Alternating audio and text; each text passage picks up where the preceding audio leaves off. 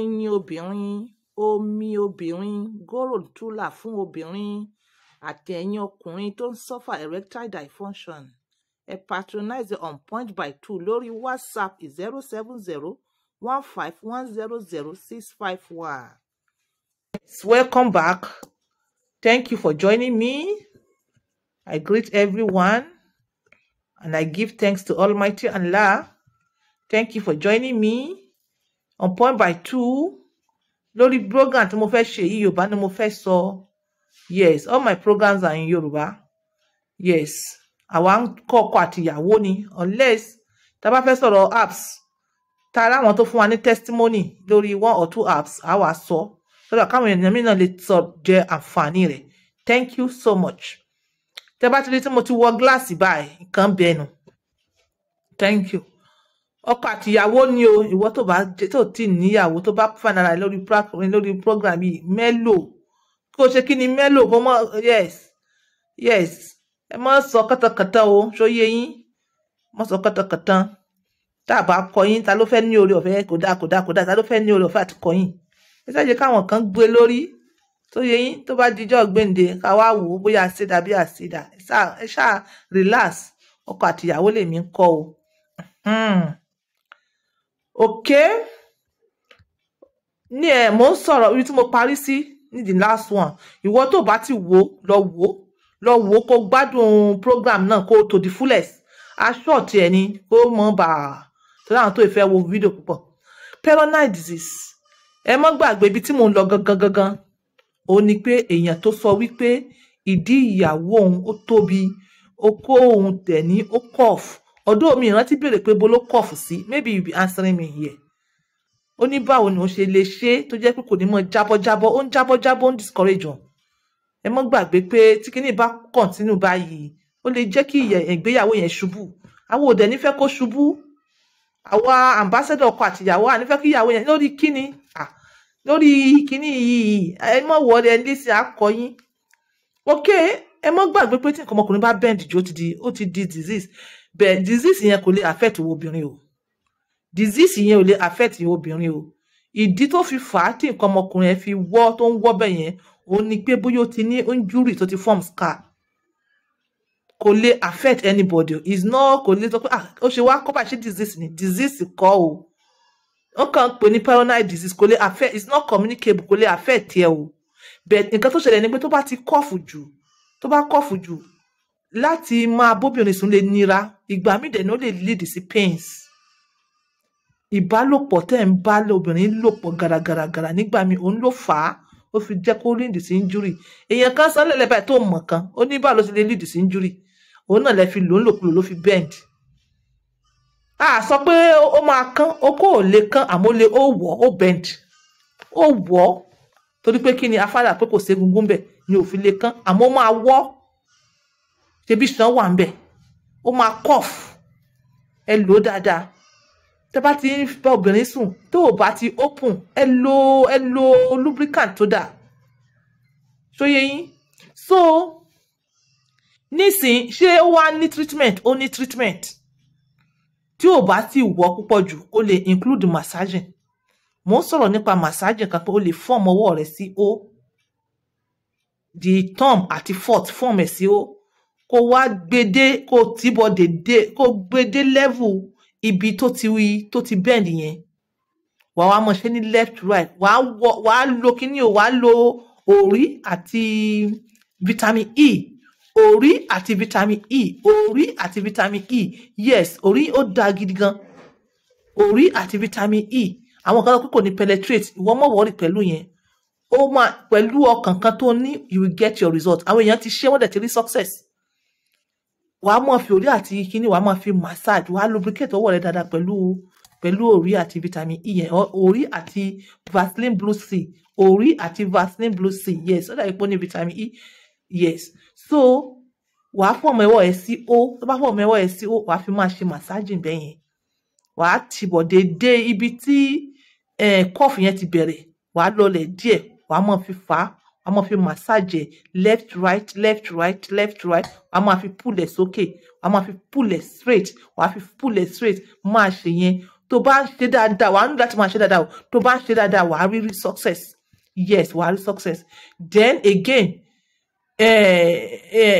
tó bá jẹ́ pé ó cough ni tó bá jẹ́ pé ó cough sí right ni try láti massage sí right tó bá cough sí left massage sí right ó lè kò ní wá sí the other opposite o ó máa mú ọ̀nà straight ni mo believe pé ó máa mú straight understand kí ni mo fẹ́ fi ṣe illustration o okay ọwọ́ mi ìkan cough báyìí so yẹ ìkan cough báyìí so yẹ wàá mọ massage ẹ̀ sí ọ̀nà bíbí wàá mọ massage sí ọ̀nà bíbí in no time kò ní padà sí ẹ̀yìn báyìí o a fẹ́ mú ọ̀nà straight báyìí a fẹ́ mú straight báyìí kan tí mo ń try láti sọ nìyẹn then tó o bá tún cough again nígbà tí o bá ti nà ní o bá ti nà díẹ̀díẹ̀ lè máa ṣe ẹ má ṣe kó tún máa wá lead sí injury mi so ẹ need láti wà perfect in what you are doing or okay I'm still going there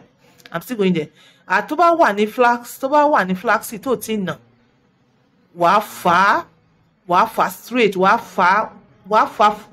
fà jìnnàjìnnà wàá hold there for like 5 minutes or 3 minutes ó depend bó bá ṣe ní time tó even on 10 minutes wàá fà wàá jẹ́ kó remain bẹ́ẹ̀ yẹn wàá fà ní flax yẹn ní gbogbo ṣan rẹ ní o kó rẹ gbogbo ṣan rẹ bó ṣe wà ní tí ò tí nà yẹn wàá fà wàá mú dání wàá máa ṣe yẹn léèrèkórè bẹ́ẹ̀ kọ́kọ́ fi wọ́ná kọ́kọ́ fi vaseline blue sí yẹn àti gbogbo ẹ̀yẹn kọ́kọ́ àti orí kọ́kọ́ fi wọ́ná bẹ́ẹ̀ tí o bá rí pé o rí success àkíní ìdẹ̀ wá ń cough lọ visit urologist àwọn urologist special injection kan wà tí wọ́n máa fún ẹ ní around ibi tó ti wọ́ yẹn tó jẹ́ wípé scar yẹn á nà gbogbo scar yẹn á nà á wá sọ iṣan yẹn kalẹ̀lẹ̀ wọ́n á tún wá introduce ẹ ní method tó a máa fi massage ẹ so in no time wàá kàn rí pé kinní yẹn á máa straight padà